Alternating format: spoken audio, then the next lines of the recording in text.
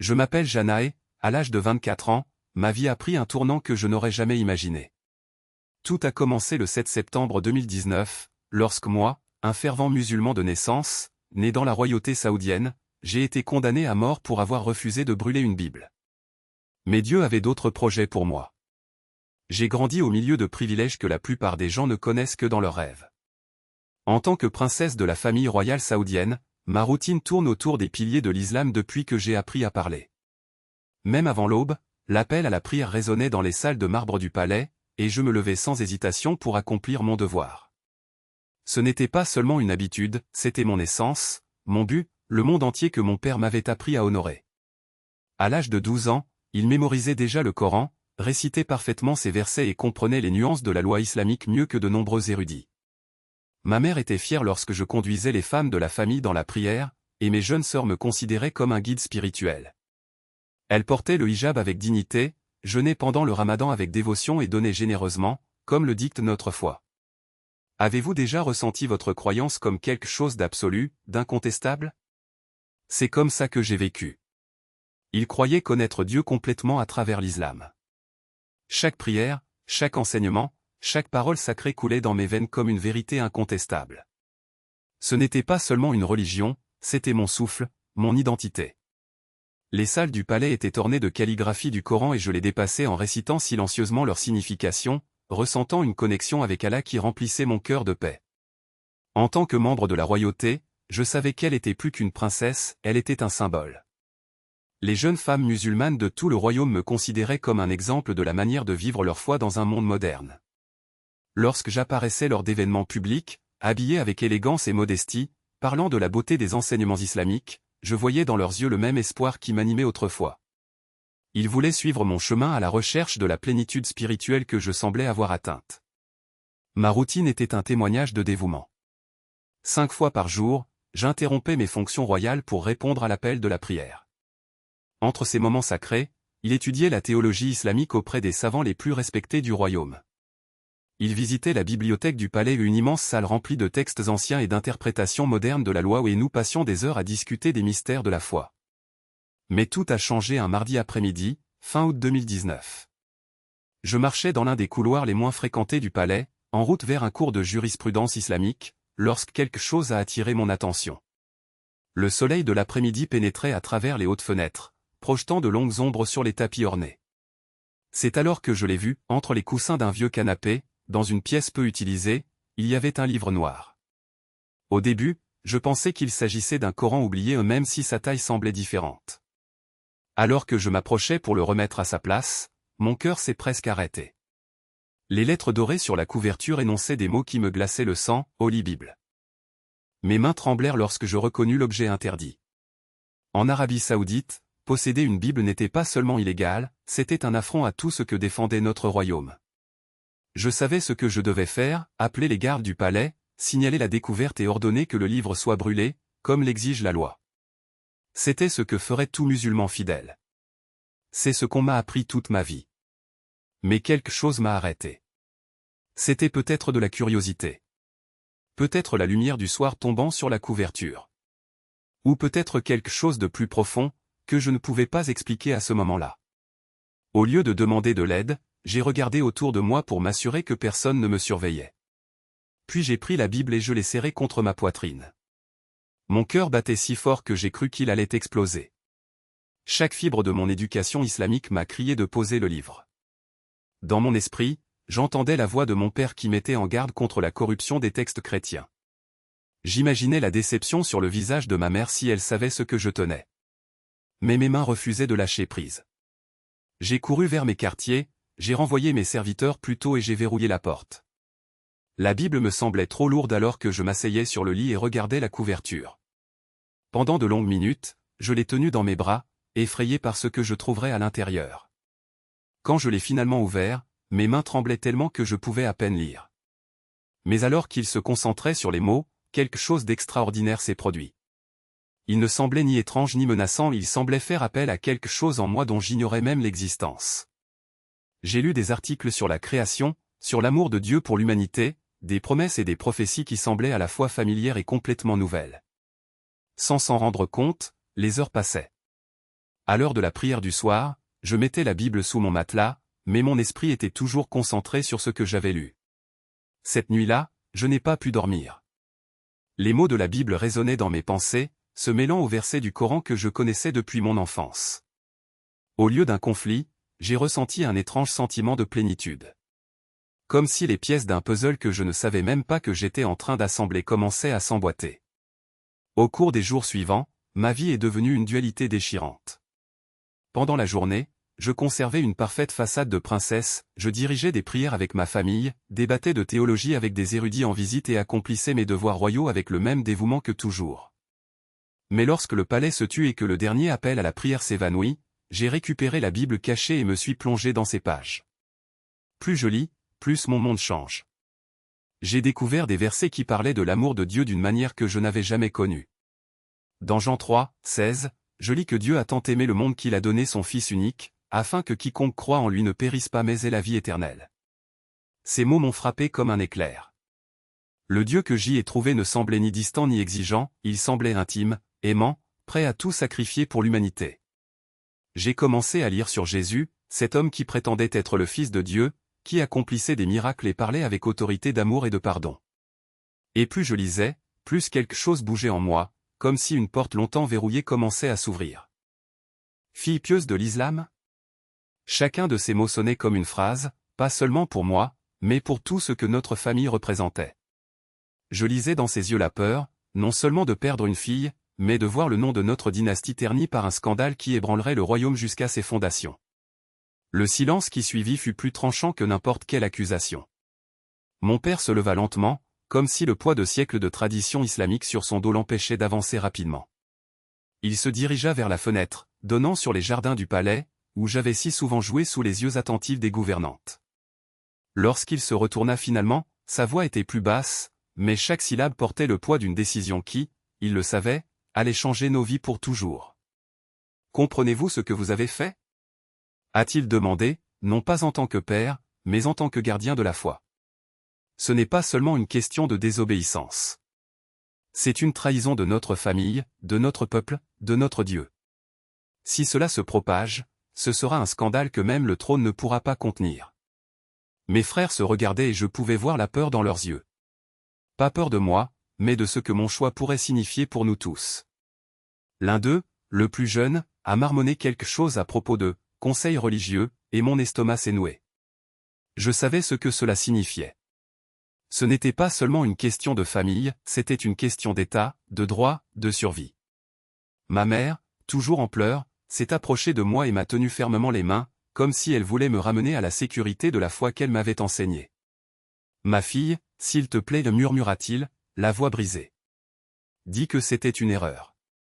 Dites-lui que vous allez brûler ce livre et n'y pensez plus jamais. Nous pouvons résoudre ce problème en famille. Personne n'a besoin de le savoir. » Mais je savais que ce n'était pas vrai. Il était déjà trop tard pour les secrets. Les murs du palais avaient des oreilles, et même si mon père essayait de contenir la vérité, elle s'était déjà échappée. Je sentais le poids des conséquences peser sur nous, comme une tempête sur le point d'éclater. C'est alors que mon père a pris une décision. « Vous serez confinés dans vos quartiers jusqu'à ce que le conseil décide quoi faire », déclara-t-il avec une froideur qui me glaça jusqu'aux os. Aucun contact avec le monde extérieur. Pas de lecture autre que le Coran. Et surtout, aucune mention de ce livre. Les gardes se sont avancés, prêts à m'escorter, mais avant que je puisse être emmené, mon père a levé la main. « Attendez. » Il s'est approché de moi, et pendant un instant, j'ai cru qu'il allait me serrer dans ses bras, comme il le faisait quand j'étais enfant et que j'avais besoin de réconfort. Mais au lieu de cela, il a tenu mon visage entre ses mains, ses yeux remplis d'une douleur que je n'avais jamais vue auparavant. « Tu étais ma fille la plus brillante, dit-il, la voix brisée. Celui qui me ressemblait le plus. Comment as-tu pu faire ça ?» Je voulais répondre, je voulais expliquer qu'il ne s'agissait pas d'une trahison, mais d'une recherche ou une recherche d'un Dieu qui semblait plus proche, plus réel que tout ce que j'avais jamais connu. Mais les mots sont morts dans ma gorge. Parce qu'à ce moment-là, j'ai compris que ce que je disais n'avait pas d'importance. Pour eux, je n'étais plus le même. J'étais une menace. Dommage. Une fille perdue. Ni l'air qu'il respirait. Ma mère a vu la lutte dans mes yeux. Elle lâcha mes mains comme si elles étaient brûlantes et se leva en reculant d'un pas. Alors c'est vrai, murmura-t-il, sa voix tremblante d'incrédulité. Préféreriez-vous vraiment mourir plutôt que de revenir vers nous? Les larmes coulaient sur son visage, mais il y avait maintenant quelque chose au-delà de la douleur, une ombre de colère, de trahison. Tu n'es plus ma fille, dit-il, et chaque mot tombait comme une pierre dans ma poitrine. Une fille ne ferait pas ça à sa mère. Une fille ne choisirait pas un livre étranger plutôt que la famille qui l'a élevée. Elle se tourna pour partir, mais s'arrêta sur le seuil, les épaules tremblantes de sanglots. Ils vont te tuer, Jana, murmura-t-il sans se retourner. Ils vont te tuer et je vais devoir surveiller. Comment peux-tu me faire ça? La porte se ferma avec un léger clic, mais le son résonna en moi comme un marteau frappant un clou. Les heures suivantes furent un flou de silence et d'agonie. Les gardes devant la porte ne m'ont pas parlé, mais j'ai senti le poids de leur regard alors qu'ils franchissaient la fente. Parfois, j'entendais des chuchotements dans le couloir, des voix étouffées discutant de mon sort, comme si j'étais déjà un fantôme. Le palais, qui avait toujours été ma demeure, ressemblait désormais à une cour, et chaque meuble, chaque tapisserie, chaque détail doré des murs témoignait de ma condamnation. C'est le deuxième jour que mon frère aîné Khalid est venu me voir. Il entra sans frapper, l'expression fermée, les poings serrés le long de ses flancs. « Tu es fou, dit-il, sans préambule. Vous savez ce qui va se passer demain, n'est-ce pas? Ce n'est pas seulement votre vie qui est en jeu. Notre famille entière sera humiliée. Le nom de notre père sera traîné dans la boue. Y avez-vous pensé? » Il allait et venait, sa voix montant en hauteur. Les gens diront que le prince Asjana ne pouvait même pas contrôler sa propre fille. Qu'il est faible. Que sa lignée est maudite. J'avais envie de crier qu'il ne s'agissait pas d'eux, que ce n'était pas une rébellion contre la famille, mais un choix entre la vérité et le mensonge. Mais les mots sont morts avant d'être prononcés.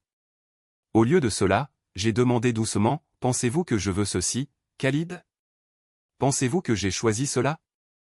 Il s'arrêta de marcher et me regarda, ses yeux sombres remplis d'une douleur que je n'avais jamais vue chez lui. « Alors pourquoi tu n'arrêtes pas ?» il a supplié. « Pourquoi ne brûles-tu pas ce livre et en finir? Personne n'a besoin de savoir ce que tu crois vraiment. Tu peux mentir. Tu peux faire semblant. » « Je ne peux pas, répondis-je, et la simplicité de cette phrase sembla épuiser toutes mes forces. Je ne peux pas mentir à ce sujet. Plus maintenant. Khalid secoua la tête, comme si je lui avais confirmé quelque chose de terrible. Alors tu es égoïste, dit-il d'une voix froide. Tu préférerais mourir plutôt que de nous sauver tous de la honte. Il se tourna pour partir, mais s'arrêta devant la porte. J'espère que votre Dieu en vaut la peine, dit-il avant de partir sans se retourner. Ces mots m'ont hanté pour le reste de la journée. Égoïste. Était-ce ce que j'étais? Une princesse gâtée qui jette tout ce qu'elle a sur un coup de tête? Mais ensuite, je me souvenais des nuits où, seul dans ma chambre, je lisais l'évangile de Jean et sentais quelque chose bouger en moi, une certitude si profonde qu'elle faisait paraître la peur insignifiante. Je me suis souvenu des moments où, dans mes rêves, Jésus me regardait avec une compassion que je n'avais jamais rencontrée dans aucun des sermons des imams. Je me suis souvenu de la paix qui venait lorsque je priais, une paix qui ne dépendait pas des rituels ou de la perfection, mais seulement de sa grâce. Cette nuit-là, pendant que le palais dormait, je me suis agenouillé devant la fenêtre, regardant les étoiles qui brillaient sur Riyad. Seigneur, ai-je prié, si c'est la dernière nuit de ma vie, que je n'ai pas peur. Puisse-je ne pas avoir honte de ton nom. Et si je dois mourir, que ce soit avec ton nom sur mes lèvres. Les mots étaient sortis dans un murmure, mais je savais qu'il les avait entendus. Quand l'aube est arrivée, j'étais déjà habillé, mon cœur battait si fort qu'il avait l'impression qu'il allait sortir de ma poitrine. Les gardes sont venus me chercher au lever du soleil, l'air impassible. Ils n'ont pas dit un mot pendant qu'ils me conduisaient à travers les salles du palais, mais j'ai senti le poids de ce qui allait arriver. La cour était déjà pleine à notre arrivée, nobles, conseillers, chefs religieux, tous rassemblés pour témoigner de mon choix. Mon père était au centre, debout devant un bûcher en bois. À ses côtés, l'imam en chef tenait un exemplaire du Coran. Quand il m'a vu, ses yeux se sont remplis d'une tristesse qui m'a blessé plus profondément que n'importe quelle épée. « Jana, dit-il, sa voix résonnant dans la cour, tu as une dernière chance de te repentir. Renonce à ces croyances blasphématoires et retourne sur le chemin de la vérité. » Le silence qui suivit fut assourdissant. Des centaines d'yeux étaient fixés sur moi, attendant. Je pouvais sentir la sueur couler dans mon dos, les tremblements dans mes mains. Mais alors, comme si une main invisible me tenait, j'ai senti un étrange calme m'envahir. J'ai pris une profonde inspiration et j'ai parlé, ma voix claire et ferme, comme si quelqu'un d'autre parlait à travers moi, je ne peux pas abandonner ce que je sais être vrai. Je crois en Jésus-Christ comme mon Seigneur et Sauveur. Et si tel est mon dernier mot, qu'il soit ceci, il est le chemin, la vérité et la vie. La cour éclata de murmures. Mon père a fermé les yeux, comme s'il avait été frappé. L'imam en chef leva la main et 2 gardes s'avancèrent vers moi. Mais avant qu'ils ne me touchent, je me suis agenouillé, non pas en signe de soumission, mais en adoration. Seigneur Jésus, ai-je prié à voix haute, reçois mon esprit. Et puis, lorsque les premières flammes du bûcher ont été allumées, j'ai su que, quoi qu'il arrive, je ne serai plus jamais seul. La plateforme surélevée, leur visage marqué par la douleur et l'incrédulité. Mon père, assis sur le trône royal, avait l'air d'avoir vieilli de plusieurs dizaines d'années en quelques jours. Ses yeux, autrefois pleins d'orgueil paternel, ne reflétaient plus qu'une angoisse profonde et silencieuse. Alors que mes pas résonnaient dans la cour de marbre, un lourd silence s'abattit sur la foule. Des centaines de regards se sont tournés vers moi, certains remplis de haine, d'autres de curiosité, et quelques-uns si peu d'une compassion qui m'a fait reprendre mon souffle. L'imam en chef leva la main et les murmures cessèrent complètement. Princesse Jana Also, sa voix retentit comme le tonnerre, vous vous tenez devant Allah et ce royaume pour répondre de votre apostasie. La loi est claire, renoncez à ce livre blasphématoire, abjurez votre hérésie, et votre vie sera épargnée. Refusez, et vous ferez face aux conséquences éternelles de votre choix. Il montra le piédestal sur lequel reposait mon exemplaire usé de la Bible, ses pages marquées par des années de lecture et de prière. Choisissez maintenant. La vie ou la mort. L'islam ou, ceci. Le poids de ces mots aurait dû m'écraser. Mais au lieu de cela, j'ai ressenti quelque chose d'inattendu, un élan de clarté si intense qu'il m'a presque fait sourire. Ce n'était pas l'arrogance de quelqu'un qui se croit invincible, mais la calme certitude de quelqu'un qui a enfin trouvé sa place dans le monde. J'ai pris une profonde inspiration et, avant que quiconque puisse m'interrompre, j'ai commencé à parler. Je choisis la vérité, dis-je, ma voix étonnamment ferme résonnant dans la cour. Pas la vérité qui m'a été imposée, pas la vérité qui s'est pliée à la tradition ou à la peur, mais la vérité qui m'a trouvé quand j'en avais le plus besoin. La vérité qui m'a aimé quand je n'étais pas aimable. La vérité qui est morte et ressuscitée pour que je puisse vivre. Mes paroles tombèrent comme des pierres dans le silence. J'ai vu mon père fermer les yeux, comme si chaque syllabe était un coup de couteau. Ma mère, assise à côté de lui, portait ses mains à son visage, ses épaules tremblantes de sanglots étouffés. L'imam ne s'attendait pas à cette réponse. Son expression se durcit et il fit signe aux gardes.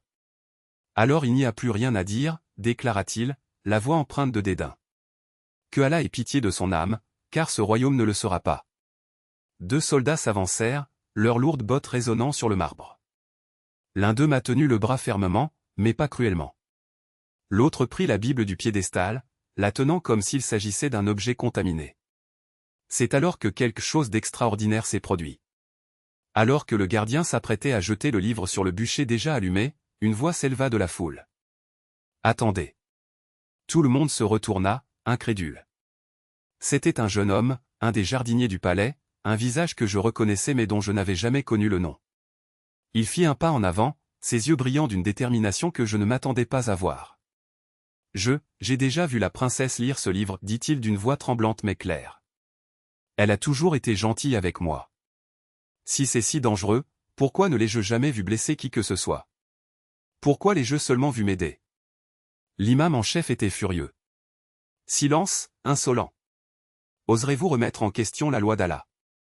Mais le jeune homme ne recule pas, je ne remets pas en question la loi. Je me demande si nous faisons la bonne chose. Un murmure parcourut la foule. D'autres visages commencèrent à se tourner, non plus avec haine mais avec une curiosité inquiète. C'était comme si un barrage s'était rompu. Soudain, de nouvelles voix s'élevèrent. Elle a toujours été juste, cria une femme à l'arrière. Ma fille a été guérie après avoir prié pour elle, dit un autre. Pourquoi tu es quelqu'un qui n'a apporté que du bien? Les protestations se sont transformées en une clameur confuse. Les gardes se regardèrent, incertains. L'imam en chef a levé les mains pour tenter de rétablir l'ordre, mais il était trop tard. La foule, autrefois unis dans le jugement, étaient désormais divisés. Mon père se leva de son trône, le visage un masque de fureur et de désespoir. « Assez !» rugit-il. « C'est une exécution, pas un débat. » Mais ses paroles se perdirent dans le chaos. Les gardes à côté de moi hésitaient, leur regard passant du livre à la main à la foule animée. C'est à ce moment-là que j'ai senti une présence à côté de moi. Il n'était ni un garde, ni un membre de la famille. C'était une femme âgée, habillée simplement, ses yeux remplis d'une paix que je connaissais bien. « Princesse, dit-elle, sa voix douce comme un murmure, je connais ce livre aussi. Et je sais que ce n'est pas un blasphème. » Elle tendit la main et toucha la couverture de la Bible, désormais tachée par les mains des gardes. « Si je suis brûlé, que ce soit avec moi. » La cour entière retenait son souffle. Même l'imam en chef semblait stupéfait. « Es-tu aussi un apostat ?» demanda-t-il avec incrédulité. La femme sourit, un sourire qui illumina son visage ridé. « Non, imam. Je suis juste quelqu'un qui a trouvé la vérité. Et la vérité ne peut pas être brûlée. » Le chaos qui a suivi était indescriptible. Les gardes ont essayé de contenir la foule, des voix se sont élevées en signe de protestation, certaines même pour défendre ma foi. Mon père, face à cette rébellion inattendue, fit un signal désespéré aux soldats. « Emmenez-la. » Il a ordonné. Avant que ça ne devienne incontrôlable. Mais je n'écoutais plus. Tandis que les gardes m'éloignaient de la cour, mes yeux rencontrèrent ceux de Jésus, non pas dans un livre, ni dans une vision, mais dans ceux de ces visages courageux qui m'avaient défendu. Et je savais, avec une certitude qui ne laissait aucun doute, qu'il ne me quitterait jamais. Pas même ce jour-là. Jamais. Je l'aurais fait sans hésitation. Mais l'amour d'une mère est un feu qui consume même la raison, et je savais qu'aucun de mes mots ne pourrait éteindre les flammes de sa douleur. Le bourreau me conduisit au centre de la cour, où attendait déjà un bloc de bois sombre, taché par le temps et le sang des autres qui étaient passés là avant moi. Le soleil du matin n'avait pas encore touché le sol, mais sa pâle lumière filtrait déjà entre les colonnes, comme si le ciel lui-même hésitait à être témoin de ce qui allait arriver. Les visages autour étaient des ombres d'attente, certains endurcis par la conviction, d'autres marqués par le doute qui, à ce moment-là, commençait à ronger leur certitude. L'imam en chef leva les mains et les murmures de la foule se turent. « Au nom d'Allah, le miséricordieux, le compatissant, entonna-t-il, sa voix résonnant contre les murs de pierre. Ici, justice est rendue contre celle qui a renié la foi de ses ancêtres et blasphémé contre l'islam. Que sa fin serve d'exemple à tous ceux qui osent s'écarter du droit chemin. » Je n'entendais plus les mots. Mes yeux étaient fixés sur l'horizon, où le premier rayon de soleil commençait à percer l'obscurité, teignant les nuages en or. C'était comme si le Christ lui-même était là, m'ouvrant les bras, promettant que ce ne serait pas la fin, mais le début. Une paix inexplicable a envahi mon cœur, si profonde que même la peur de la lame s'est dissipée comme une brume à l'aube. Le bourreau s'approcha, le souffle lourd sous sa cagoule noire. « Agenouillez-vous, princesse, ordonna-t-il, la voix rauque à cause de la formalité du rituel. J'ai obéi, mais pas par soumission, par choix. Je me suis agenouillé devant le biot, non pas comme une condamnée, mais comme une servante devant son roi. J'ai fermé les yeux et j'ai commencé à prier, non pas pour le salut, mais pour la force. Pour eux. Pour mon père, qui à ce moment-là luttait entre le devoir et l'amour. Pour ma mère, qui pleurait quelque part dans le palais, sans savoir que sa fille avait déjà trouvé la vraie liberté. Pour mes frères et sœurs, qui comprendraient un jour que la foi n'est pas une chaîne, mais des ailes. Notre Père qui es aux cieux. La foule retenait son souffle. Même les gardes, endurcis par des années d'exécution, semblaient hésiter. Le bourreau leva son épée, l'acier luisant à la lumière du soleil levant. L'espace d'un instant, tout s'est arrêté, le vent, les cœurs, le temps. Et puis, comme si l'univers lui-même retenait son souffle, la lame descendit. Mais avant que le métal ne touche ma peau, quelque chose d'extraordinaire s'est produit. Un grondement résonna dans la cour, comme un tonnerre sans nuage.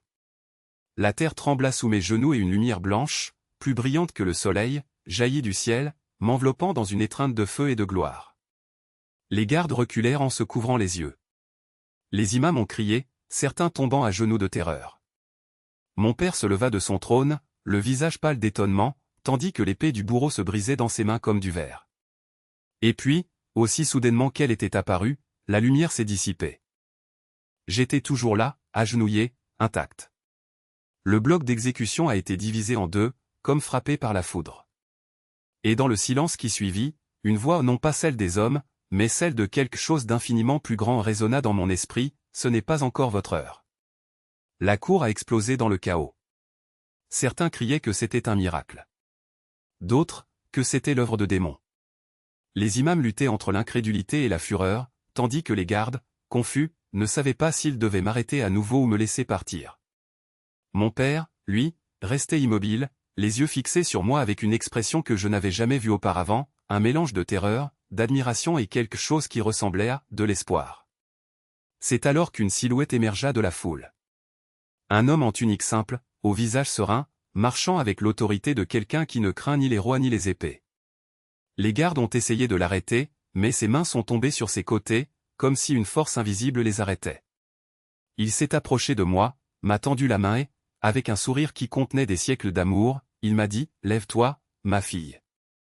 Ta foi t'a sauvée. » Ce n'était pas un rêve. Ce n'était pas une hallucination. C'était réel. Et à ce moment-là, j'ai su avec une certitude qui brûlait plus fort que n'importe quelle flamme que Jésus n'était pas seulement avec moi. Il était descendu du ciel pour me secourir. L'homme en robe se tourna vers mon père, qui tremblait toujours. « Roi, dit-il, tu l'as vu de tes propres yeux. Il n'y a aucune puissance sur terre qui puisse vaincre ce qui est écrit dans son cœur. Laisse-la partir en paix. » Mon père n'a pas répondu. Mais lorsque les gardes, toujours abasourdis, m'ont relâché, il n'a pas donné l'ordre de m'arrêter à nouveau. Et ainsi, pour la première fois depuis des mois, je suis sorti du palais non pas en prisonnière, mais en femme libre. Libre de la condamnation des hommes. Libéré de la peur de la mort. Libre, avant tout, de suivre celui qui avait prouvé, ce jour-là, qu'aucun trône, aucune épée, aucun décret terrestre ne pourrait jamais me séparer de son amour. Si vous lisez ces mots maintenant, sachez une chose, le même Jésus qui m'a sauvé dans cette cour est à vos côtés aujourd'hui. Il ne promet pas une vie sans épreuve, mais il promet d'être avec vous à travers chacune d'elles. Et quand les ténèbres semblent plus grandes que la lumière, quand les hommes exigent que vous reniez ce que vous savez être vrai, rappelez-vous, il est fidèle. Il est puissant. Et il n'abandonne jamais les siens. Sans renier Jésus, je l'aurais fait en un instant. Le bloc d'exécution avait été placé au centre de la cour, une simple structure en bois qui, au fil des siècles, avait coûté la vie à d'innombrables condamnés. À côté se trouvait l'épée du bourreau en chef, dont la lame brillait dans la lumière du matin. Alors que je m'approchais, l'imam en chef s'est avancé pour m'offrir une dernière chance de me rétracter. « Princesse Jana, dit-il assez fort pour que tout le monde puisse l'entendre, maintenant, la miséricorde d'Allah est à votre portée. Renoncez à ces mensonges chrétiens, retournez à l'islam et votre vie sera épargnée. » J'ai de nouveau regardé autour de moi, observant les visages des personnes que je connaissais depuis l'enfance. Certains détournèrent le regard avec honte, d'autres regardaient avec une fascination morbide. Certains jeunes gardes, cependant, semblaient touchés par quelque chose qu'ils voyaient dans ma posture. « Je ne peux pas nier Jésus-Christ, ai-je déclaré clairement. Il est mon Seigneur et mon Sauveur, et je préfère mourir plutôt que de le trahir. » L'imam en chef hocha la tête avec regret et se retira. Le bourreau en chef s'est approché et on m'a demandé de m'agenouiller devant le bloc. En m'inclinant, j'ai ressenti une présence écrasante de Jésus autour de moi. C'était comme s'il était agenouillé à côté de moi, sa main sur mon épaule, murmurant des mots de réconfort que mon cœur comprenait, même si mes oreilles ne pouvaient pas les distinguer. Le bourreau leva son épée au-dessus de sa tête. À cet instant, le temps sembla ralentir jusqu'à s'arrêter presque. J'ai entendu les battements de mon propre cœur, j'ai senti la brise matinale sur mon visage, j'ai remarqué la respiration retenue de toutes les personnes présentes. Et puis, c'est arrivé. Le sol sous la cour commença à trembler. Au début, ce n'était qu'un léger tremblement, ce qui rendait certaines personnes mal à l'aise. Mais en quelques secondes, cela s'est transformé en un violent tremblement de terre, plongeant tout le monde dans le désespoir. Le bourreau recula en chancelant, son épée tombant inoffensivement au sol. Mais le tremblement de terre n'était qu'un début. Une lumière vive est apparue autour de moi, si intense qu'elle était visible même en plein jour. Cela ne ressemblait ni au soleil ni à aucun éclairage artificiel que j'avais jamais vu. Il semblait émaner du ciel lui-même pur, immaculé, incroyablement radieux. Plusieurs gardes tombèrent à genoux, hurlant de terreur et d'admiration. La lumière s'intensifia jusqu'à devenir presque aveuglante. Et puis, j'ai entendu une voix qui semblait venir de partout et de nulle part à la fois.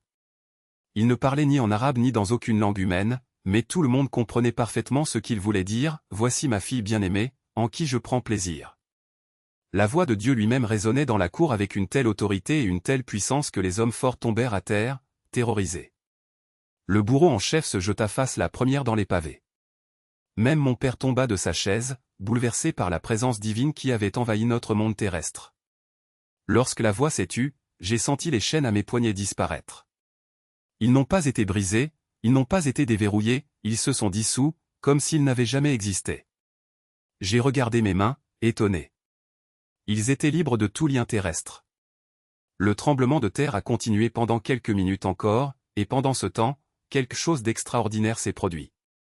Un à un, les gens dans la cour se mirent à crier, reconnaissant ce dont ils étaient témoins. Plusieurs gardes ont crié, « Il n'y a d'autre Dieu que Dieu, et Jésus est son Fils. » Des fonctionnaires qui avaient été de fervents musulmans toute leur vie tombèrent face contre terre, implorant Jésus pour sa miséricorde et son salut. Même certains chefs religieux semblaient profondément ébranlés. J'ai vu l'imam en chef me regarder avec de grands yeux, sa certitude sur le dogme islamique s'effondrant devant l'intervention en temps réel du Dieu de la Bible. Lorsque le tremblement de terre a cessé et que la lumière vive s'est dissipée, la cour était plongée dans le chaos. Certains restaient prostrés, craignant de bouger. D'autres discutaient bruyamment de ce dont ils avaient été témoins. Certains pleuraient en silence, bouleversés par leur rencontre avec le divin. Mon père se leva lentement et s'approcha de moi avec précaution. Son visage était pâle, ses mains tremblaient. « Jana, murmura-t-il, de quoi sommes-nous témoins ici? Quel Dieu as-tu servi ?» Avant que je puisse répondre, l'un des gardes du palais, qui était présent, éleva hardiment la voix, « Votre Majesté, j'ai vu le Dieu des chrétiens lui sauver la vie. Je l'ai vu briser ses chaînes par sa propre puissance. Je crois que ce Jésus est réel et je veux aussi le suivre. » La déclaration du garde a semblé briser un barrage d'émotions et de convictions refoulées. D'autres gardes commencèrent à acquiescer. Les serviteurs du palais se sont avancés pour déclarer leur nouvelle foi en Jésus. Même certains responsables gouvernementaux ont admis, à voix basse, qu'ils avaient été témoins d'un miracle qui ne pouvait venir que du vrai Dieu.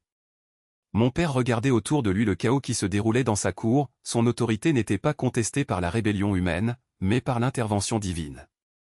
Puis, après de longues minutes de silence, il a pris une décision qui a choqué tout le monde.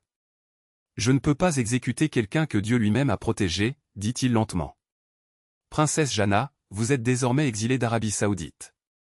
Vous avez 48 heures pour quitter le royaume et ne jamais revenir. Ce n'était pas la liberté que j'avais connue toute ma vie, mais c'était la vie elle-même, donnée non par la miséricorde des hommes, mais par un miracle divin.